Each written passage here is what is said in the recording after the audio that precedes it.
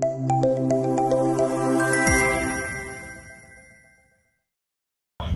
everyone, আপোনালোকে চাবলৈ আৰম্ভ কৰিছে আপোনালোকৰ আপোন চেনেল ইগল এডুকেশ্যন আৰু মই অৰিজিন মণ্ডল। আজি আকৌ এটি ক্লাছ আনিছো আসাম টেটৰ ওপৰত। এটো আসাম টেটৰ মই দ্বিতীয়টো ক্লাছ। প্ৰথমটো ক্লাছত মই টপিকটো লৈছো কোঅৰ্ডিনেট জিওমেট্ৰি আৰু এই ক্লাছটো যিমানখিনি কোঅৰ্ডিনেট জিওমেট্ৰি দিয়া গৈছিলে আৰু মই ভাবো হেখিনি চালে আপোনালোকৰ পৰীক্ষাৰ কাৰণে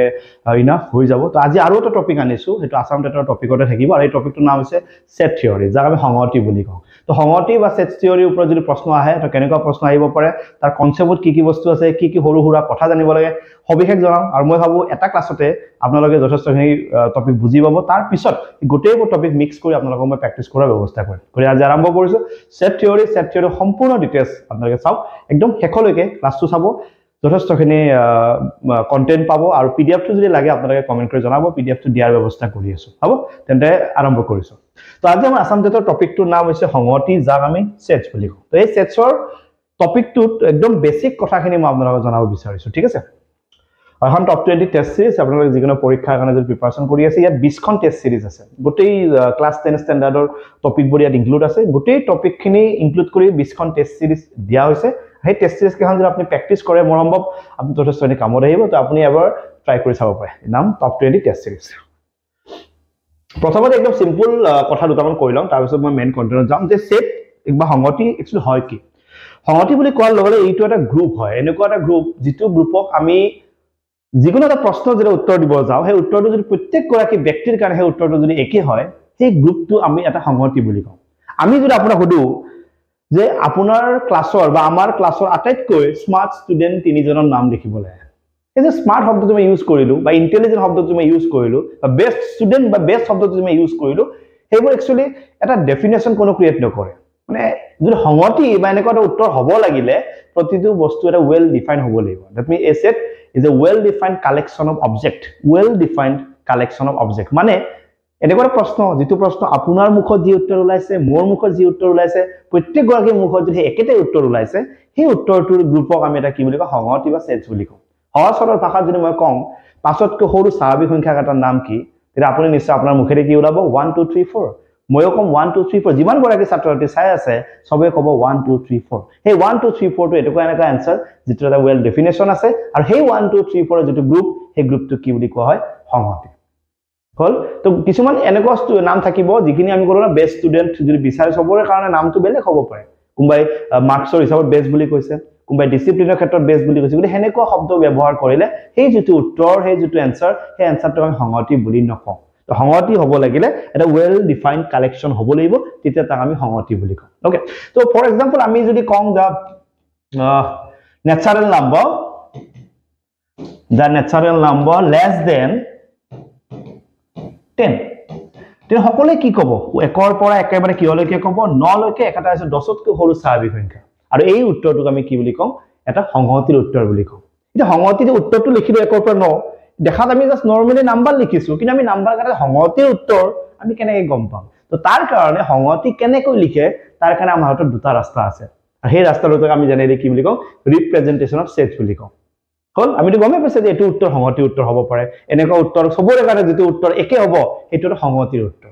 হল। ওকে। তেনেকুৱা এক্সাম্পল বাৰু মই দেখাম। তো সংহতি যে উত্তৰ হ'ব, সেই উত্তৰটো দেখাম কেনেকৈ, তাৰ কাৰণে আমাৰ হাতত দুটা ৰাস্তা আছে। প্ৰথম এটা ৰাস্তা আছে, ওকে, সেই ৰাস্তাটোৰ নাম হৈছে সেট বিল্ডাৰ ফৰ্ম। কি হয়, সেট বিল্ডাৰ ফৰ্ম। আৰু এটা আছে,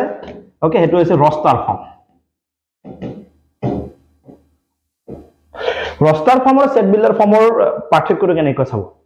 প্ৰথমে ৰস্টাৰ ফৰ্মটো কৰি লৈছো। ৰস্টাৰ ফৰ্মক আমি টেবুলাৰ ফৰ্ম বুলিও কওঁ। ওকে, ৰস্টাৰ ফৰ্মক টেবুলাৰ ফৰ্ম বুলিও কওঁ। আৰু সেই যোনটো ৰস্টাৰ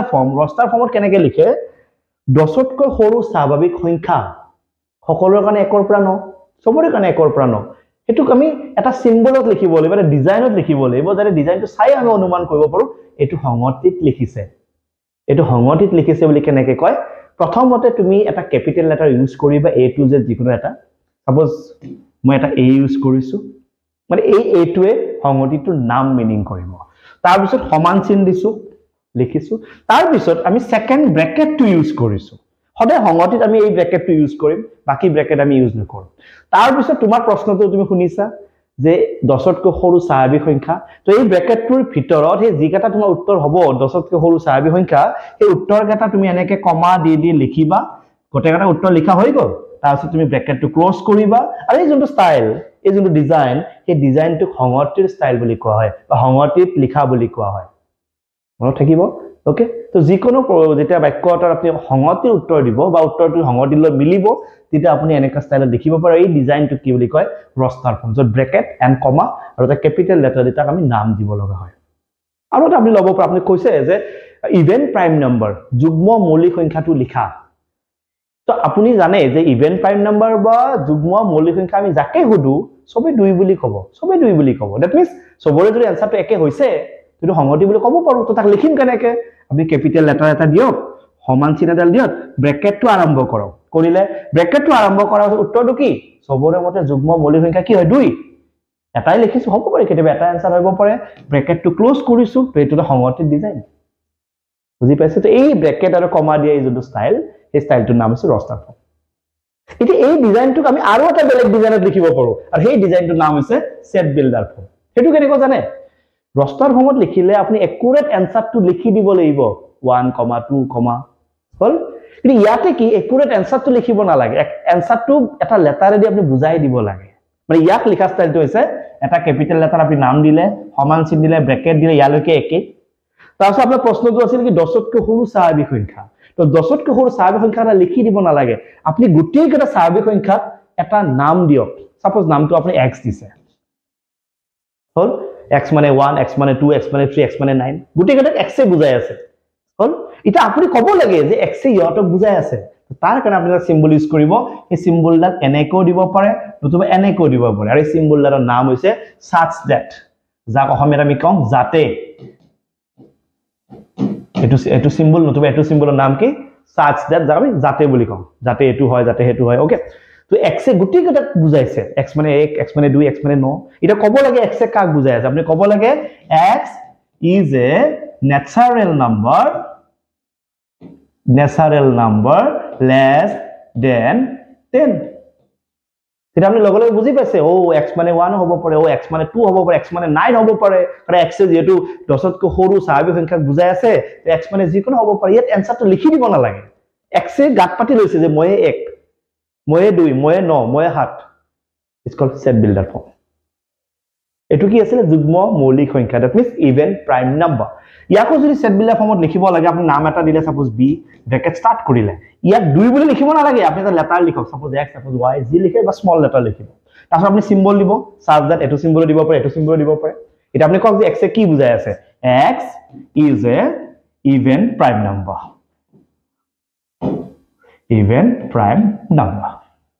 এটো সেট বিল্ডাৰ ফৰ্ম আৰু এটো ৰস্টাৰ ফৰ্ম বুজি পাত ঠিক আছে না চেক কৰি লওক ঠিক আছে ইয়ালৈকে ইয়া পিছৰটো কৈ আছো এতিয়া সংগতি কিছুমান নাম আছে ওকে এই নাম কেইটা আপুনি জানি লওক তাৰপিছত আপোনালোকক মই এমসিকিউ দেখাম কোৱেশ্চন দেখাম ওকে তো সংগতি টাইপস কিছুমান আছে এটা সংগতি আছে সংগতিটোৰ নাম আছে এম্পটি সেট কোনবা এম্পটি বুলি কয় কোনবা নাল সেট বুলি কয় কোনবা ভয়েড সেট বুলি কয় এনেকুৱা বেলেগ বেলেগ নাম আছে বাট একদম ভাল নামটো এম্পটি সেট কেতিয়াবা এনেকুৱা প্ৰশ্ন এটা যদি মই আপোনাক সুধো আপোনাৰো আনসাৰ নাই ময়ো আনসাৰ নাই কাৰো আনসাৰ নাই মানে আনসাৰ নাই বুলি সবে ক'ব পাৰো as for example একতকৈ সৰু স্বাভাৱিক সংখ্যা আপুনি জানে একতকৈ সৰু স্বাভাৱিক সংখ্যা নাই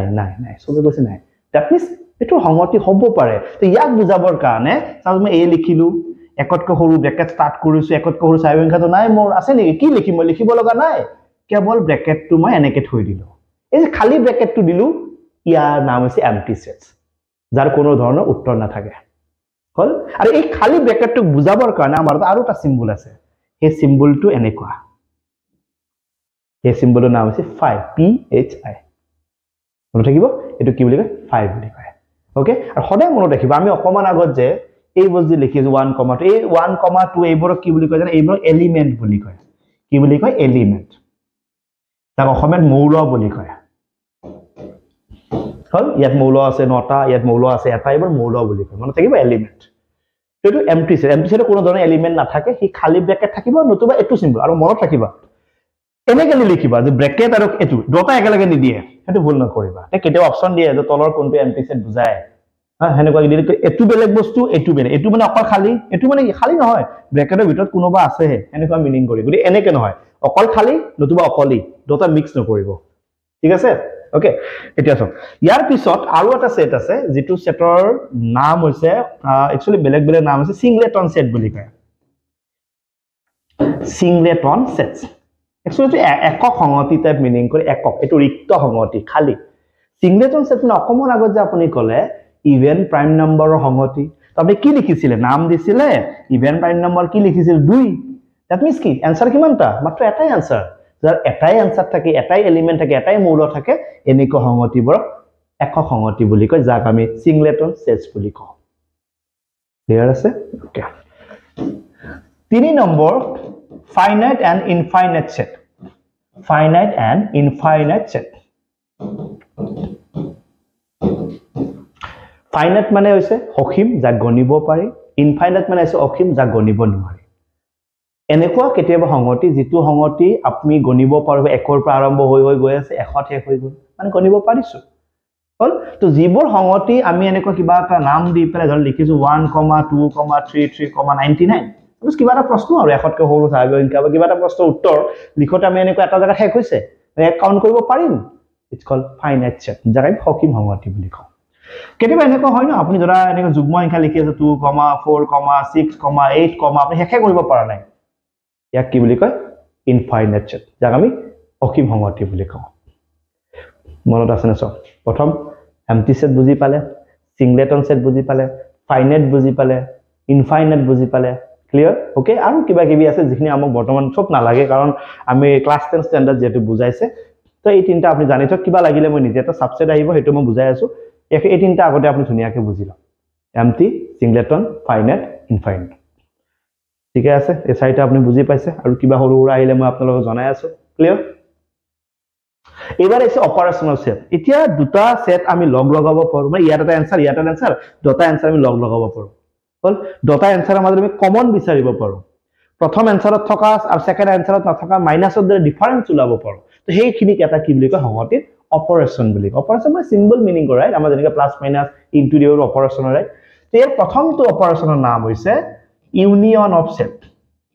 union of sets union of set মানে ইয়াৰ এটা সিম্বল আছে it like a U type হল ই স্টাইল কেনেকুৱা সাপোজ এটা সংহতি এনেকুৱা কিবা এটা উত্তৰ ওলাইছে 1 2 3 4 এনেকুৱা কিবা এটা উত্তৰ ওলাইছে হলব পাৰে আৰু এটা সংহতি তাৰ কিবা এনেকুৱা উত্তৰ ওলাইছে 3 4 5 6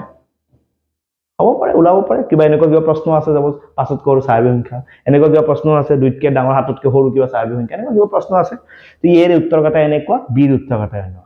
আমাক সুধিব যে এ আৰু বি আমি যেনেকৈ যোগ কৰিছিলো মনত আছে 2 আৰু 3 ডকে যোগ কৰা এবাৰ ডকে যোগ না ডকে ইউনিয়ন কৰা এ ইউনিয়ন বি এটোৰ অৰ্থ কি জানানে এৰ ঘৰত যিকেটা মৌল আছে বা এলিমেন্ট আছে বিৰ ঘৰত যিকেটা মৌল আছে এলিমেন্ট আছে দুটা লগ লগা এটা নতুন সংহতি বনোৱা যাৰ নাম হৈছে ইউনিয়ন অফ সেটস কেৱল সাৱধান এটা এলিমেন্ট দুবাৰ লিখিব নোৱাৰিবা দুয়োকে লগ লগাব দিছে মানে এই চাৰিটা আঠটা লগ লগাব দিছে ইয়াৰ একটো লিখিলো দুইটো লিখিলো তিনিটো লিখিলো চাৰিটো লিখিলো হৈ গল ইয়াৰ কথা বা ইয়াৰ কথা লিখিব আৰম্ভ কৰিছো ইয়াৰ কি আছে তিনি অলৰেডি লিখিছো আৰু একবাৰ লিখিব নোৱাৰা কাৰণ দটা জিনিস তো একো বেলেগ নহয় 4 লিখিব নোৱাৰা নেক্সট কোনি আছে 5 নেক্সট কোনি আছে 6 দটা আছিল 8টা মৌল কিন্তু ইয়াত আহিছে কেইটা 6টা মৌল কাৰণ দুটা মৌল একে একে আছিল গতিকে আমি দুবাৰ লিখিব নোৱাৰো this is called A union B সুন্দৰকৈ বুজি পাইছে 2 number intersection of sets intersection of sets intersection of sets শব্দটো অৰ্থ হৈছে কমন ইয়াৰ সিম্বলটো হৈছে উল্টা ইউ এনেকুৱা সিম্বল উল্টা ইউ তবে এনেকুৱা এটো এক্সাম্পল লৈছো বাৰু মই a = 1 2 3 4 b = 3 4 5 এবাৰ কৈছে ইয়ৰ দুটাৰ তুমি ইন্টাৰসেকশন ওলোৱা তা কেনেকৈ লিখি a আৰু b কি ওলাব লাগে ইন্টাৰসেকশন আৰু এই ইন্টাৰসেকশন সিম্বলটোৰ অৰ্থ হৈছে এৰ ঘৰত আৰু বিৰ ঘৰত যিকেটা এলিমেন্ট আছে আগৰবাৰটো লগ লগাইছিল এবাৰ লগ লগাব নালাগে দুয়োৰে ঘৰত কিবা কমন এলিমেন্ট আছে নেকি কমন মানে কি এৰ ঘৰতো আছে বিৰ ঘৰতো আছে হেনেকুৱা কোনোবা আছে নেকি এটুক কয় ইন্টাৰসেকশন বুলি ইয়াতৰ ঘৰতো 3 আছে ইয়াতৰ ঘৰতো 3 আছে ইয়াতে 4 আছে ইয়াতো 4 আৰু কিবা আছে নেকি নাই দ্যাট মিন্স দুয়োৰে মাজত কমন কোনি আছে 3 কমা কোনি আছে 4 That means answer is 3,4. বুজি পাইছা? This is number 2. Number 3, difference of set. Difference of set. Difference of set মানে ultimately minus of the symbol হয় অকমান সিধা কৰি দিয়ে কেতিয়াবা অকমান এনেকৈ বেকা কৰি দিয়ে ওকে তো difference of set. Difference of set কেনেকুৱা আছে এই দুটা দেখিছা এতুৰ পৰা এতু ডিফাৰেন্স ওলাব লাগে মানে কেনেকৈ লিখে a okay a difference B single কেনে বেকাও নি কেনে সিধা কৰি দিয়ে কিতাপ লৈ বেলেগ বেলেগ থাকে ইয়াৰ অৰ্থ কি জানা একদম সিম্পল ভাষা আমাৰ ভাষাত যদি কওঁ গাঁৱলীয়া ভাষা এৰ ঘৰত আছে কিন্তু বিৰ ঘৰত নাই নহয় বিৰ ঘৰত কোনি আছে মেটাৰ নকৰে এৰ ঘৰত আছে কিন্তু বিৰ ঘৰত নাই মানে আমি কাক চেক কৰিম আমি এক চেক কৰিম এৰ ঘৰত আছে বিৰ ঘৰত নাই চেক কৰিবা প্ৰথমটো 1 এৰ ঘৰত আছে বিৰ ঘৰত আছে নেকি নাই তো 1 টো লিখিব পাৰা 2 এৰ ঘৰত আছে বিৰ ঘৰত নাই 2 টো লিখিব পাৰা 3 এৰ ঘৰত আছে বিৰ ঘৰত আছে নিলিখো 4 এৰ ঘৰত আছে বিৰ ঘৰত আছে নিলিখো आंसर ফিনিশ বিক না চাবা তুমি এক চাবা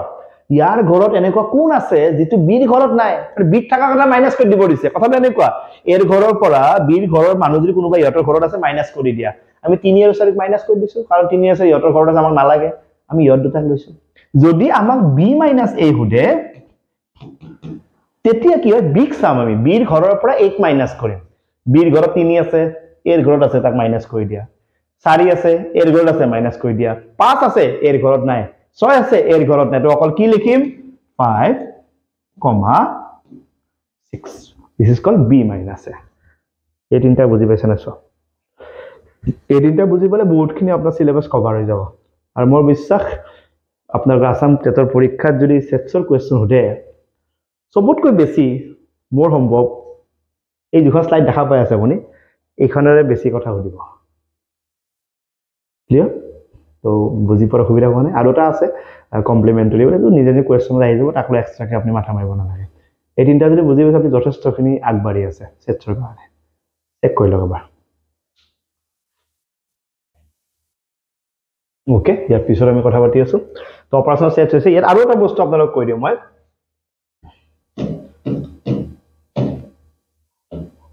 কমপ্লিমেন্টাৰী অফ এ সেট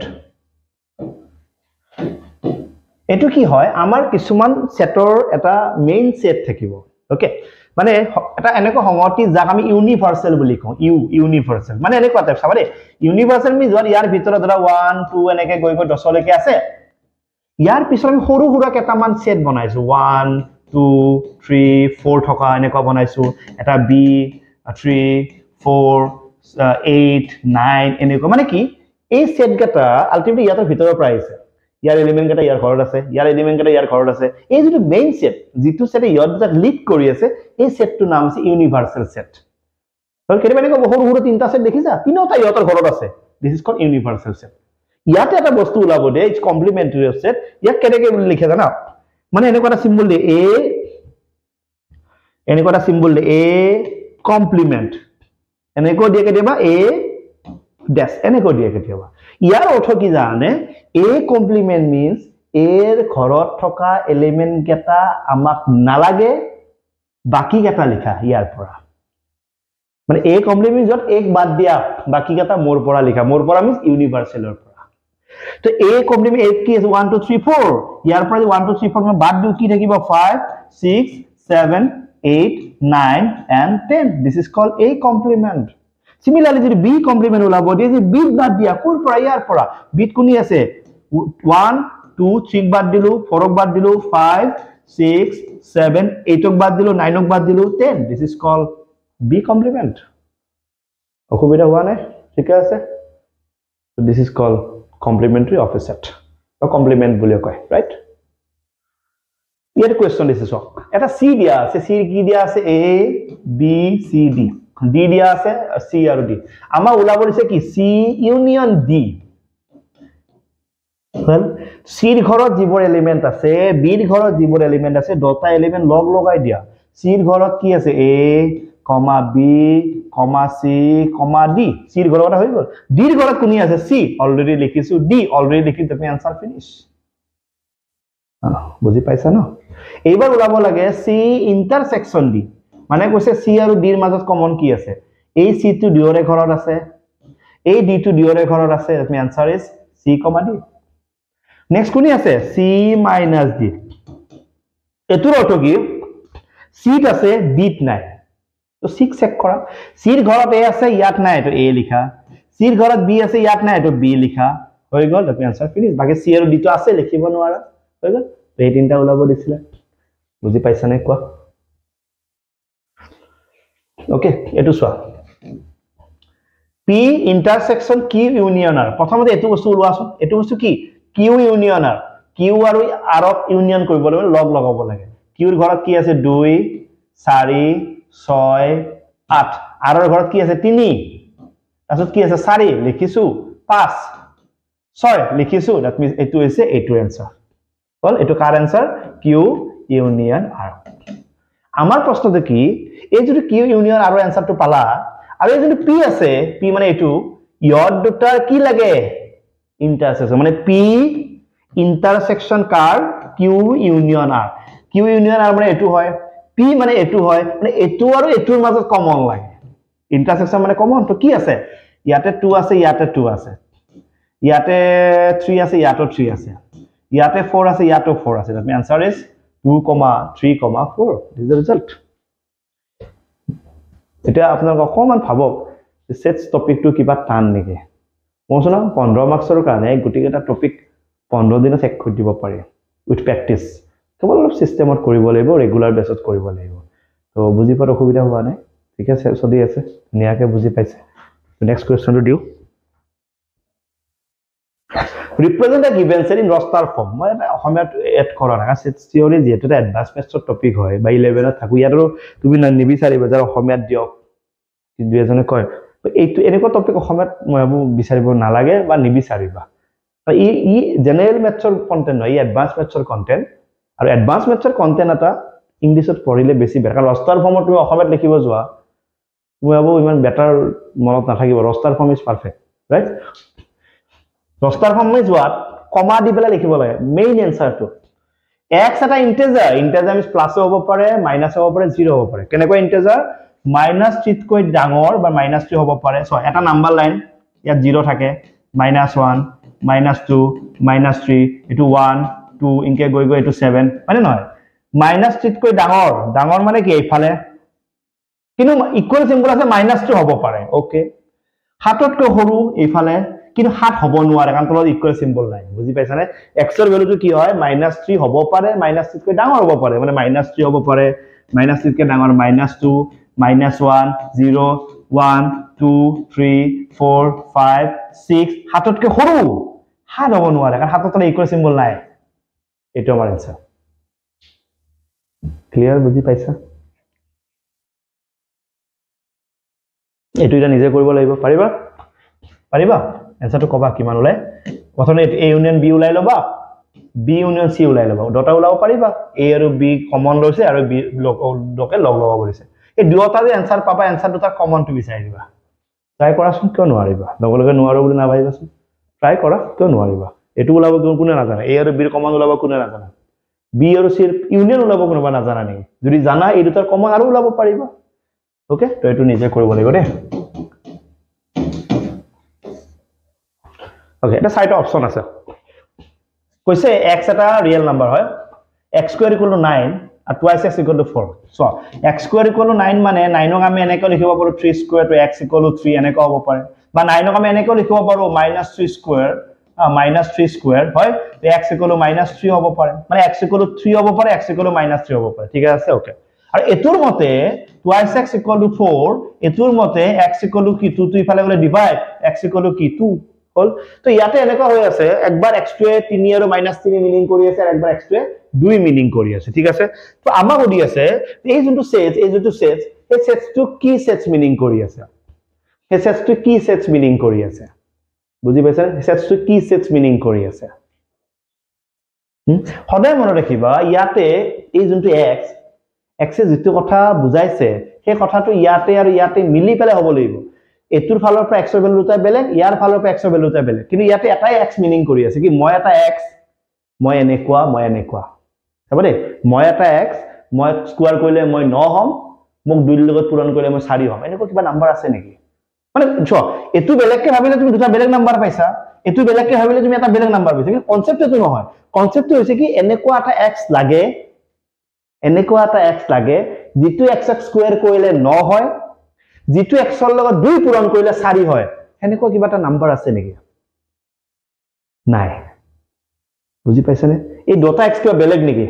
নহয় ন তো ডটা x যদি একে হয় ন ডটা x ৰ ভ্যালু একে হ'ব লাগিব